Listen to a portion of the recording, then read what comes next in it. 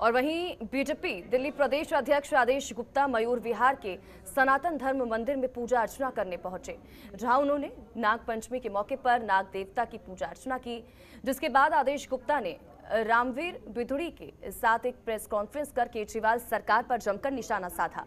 इस दौरान उन्होंने केजरीवाल के गुजरात दौरे को लेकर कहा कि उन्होंने दिल्ली में 12 लाख नौकरियां देने का वादा किया था, लेकिन एक आरटीआई के मुताबिक उन्होंने सिर्फ 40 नौकरियां ही दी हैं। वहीं एक्साइज पॉलिसी को लेकर उन्होंने कहा कि दिल्ली के राजस्व में 37.5% की कमी आई है।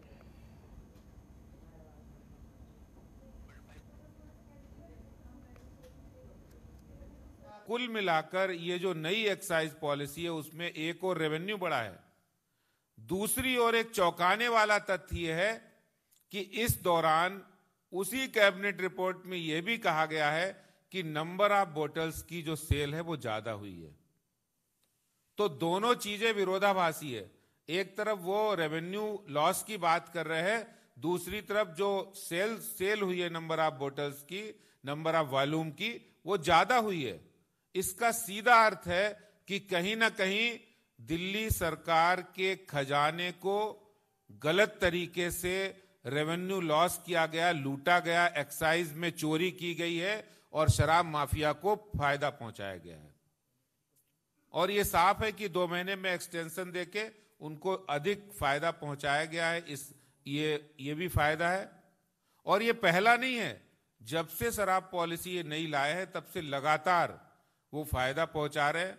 मैंने पहले भी आपके साथ जो जानकारी शेयर की थी कि कैसे उन्होंने 144 करोड़ रुपए का फायदा पहुंचाया, कैसे उन्होंने अर्नेस्ट मनी फोरफिट होनी चाहिए उसको वापस किया, कैसे उन्होंने जो कमीशन है वो 2.5% से बढ़ा के 12% कर दिया, कैसे उन्होंने ड्राई डे की संख्या घटा दी, कैसे उन्होंने 249 दुकान की 1000 के आसपास 850 ठेके खोल दिए। जब नई एक्साइज पॉलिसी लाई गई तो विधानसभा के अंदर कुछ सवाल हमने खड़े किए थे और जो कुछ जानकारी आज मैं आपको देना चाहता हूं, अपनी तरफ से कुछ नहीं मैं कह रहा हूं, जो सरकारी रिकॉर्ड पर है। हमने कहा कि इस नई शराब नीति में हजारों करोड़ रुपए का घोटाला हुआ है।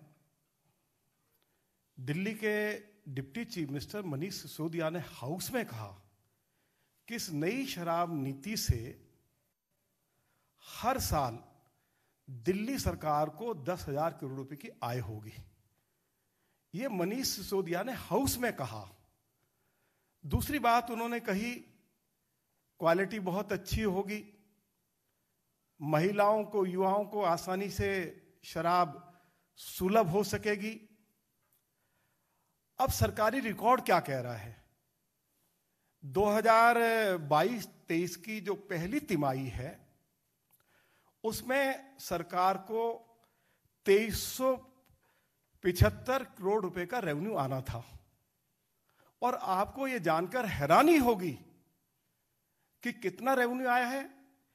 केवल 505 करोड़ रुपया, और 980 करोड़ रुपया जो है वह तो कोर्ट ये रिफंडेबल है। खबरों के निष्पक्ष विश्लेषण के लिए सब्सक्राइब करें Jantantra TV and press the bell icon. Never miss any update.